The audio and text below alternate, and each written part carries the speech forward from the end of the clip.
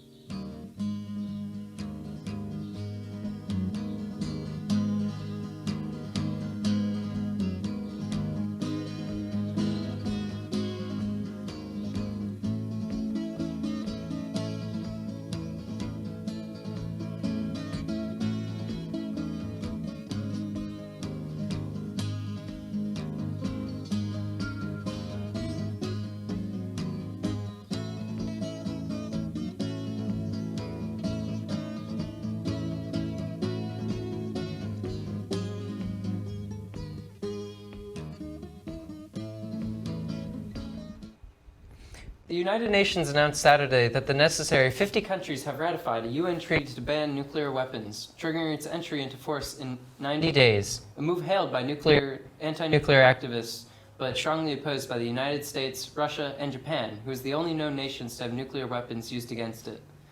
As of Friday, the treaty had 49 signatories, and the United Nations said the 50th ratification from Honduras had been received. The UN said the treaty's entry into force on January 22nd culminates a worldwide movement to draw attention to the catastrophic humanitarian consequences of any use of nuclear weapons and is a tribute to the survivors of nuclear explosions and tests, many of whom advocated for this treaty. The treaty requires that all ratifying countries never, under any circumstances, develop, test, produce, manufacture, otherwise acquire, possess, or stockpile nuclear weapons or other nuclear explosive devices. It also bans any transfer or use of nuclear weapons or nuclear explosive devices and the threat to use such weapons, and requires parties to promote the treaty to other countries. A hospital in Tennessee is limiting the amount of surgeries because of a surge in COVID patients. The Daily Herald says that as of Friday, Columbia's Murray Regional Medical Center was treating 50 COVID-19 inpatients. 20 of them were in the medical center's 26-bed ICU. In response, the hospital is suspending elective surgeries that require an overnight stay for 2 weeks, beginning today. Speaking of COVID, there are more than 200 students in quarantine from local schools this week. 28 kids tested positive for the virus, and the rest is contact tracing. With Tropical Storm Zeta circling the Gulf Coast, Louisiana is preparing for potential impact while still working to repair the damage from Hurricanes Laura and Delta.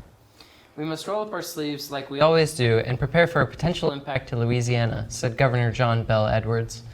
It has been a very active hurricane season, and it could be record-setting for Louisiana. Zeta is forecast to reach the state Wednesday. When it does, it will set the record for the most named storms in the state in a single season, making 2020 an even more memorable year. Make a Change Week is this week, so SJ will be collecting change to fund the snack pack program. Keep in mind, without money, there will be no snack packs to give out, and these are one of the main food sources for children in our county.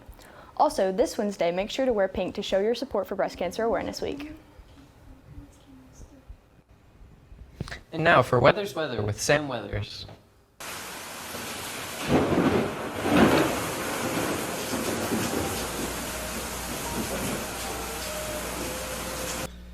This week will be cool as we head through Halloween and into November.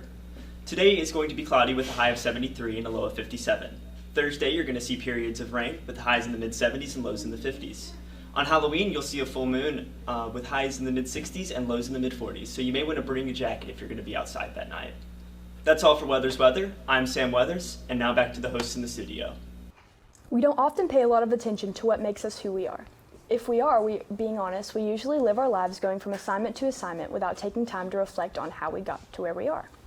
Miss Valana White took the time out of her day to share with us about how she came to be here at Walker Valley and what makes her part of One Valley. My name is Valana White, and I teach world history, American history, and personal finance. So what brought me to Walker Valley, there's so many things, like really. I'm not from Tennessee, so like I'm from Ohio. Well, I'm originally from Kentucky. My mom was in the Army for 24 years.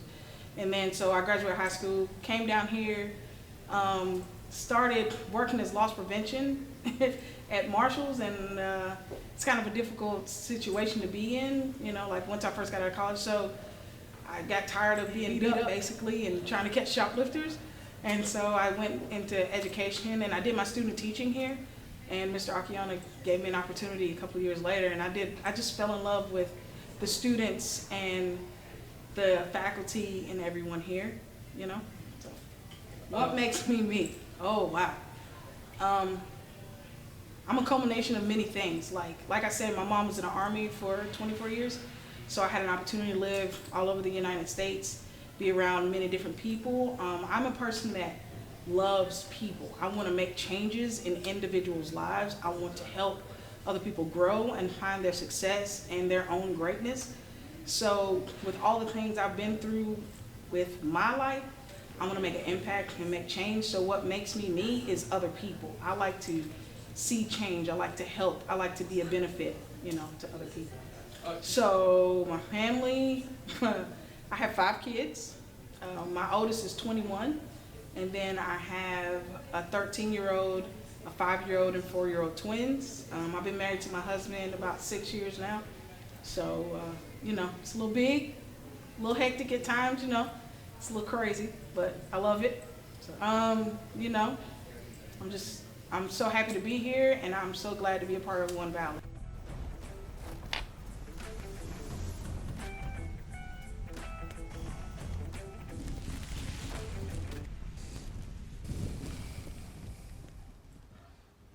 Cleveland Browns wide receiver Odell Beckham Jr. limped to the locker room after attempting to make a tackle on a Baker Mayfield interception in the first quarter of Sunday's win over the Bengals.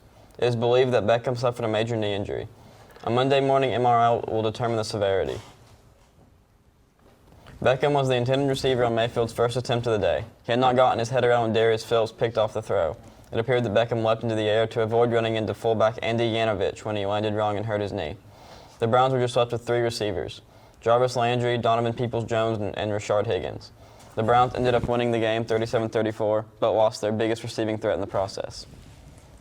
And for college sports, Tennessee took a huge loss against Alabama, 47-17. And with Jarrett Guarantano at QB for Tennessee and Mac Jones at quarterback for Alabama, Jalen Hyatt had the most receiving yards for Tennessee, and John Mechie having the most receiving yards for Alabama as well. Well, that's all we have time for today on The Spill. My name's Matthew. And my name is Logan. Thank you for watching and have a great day.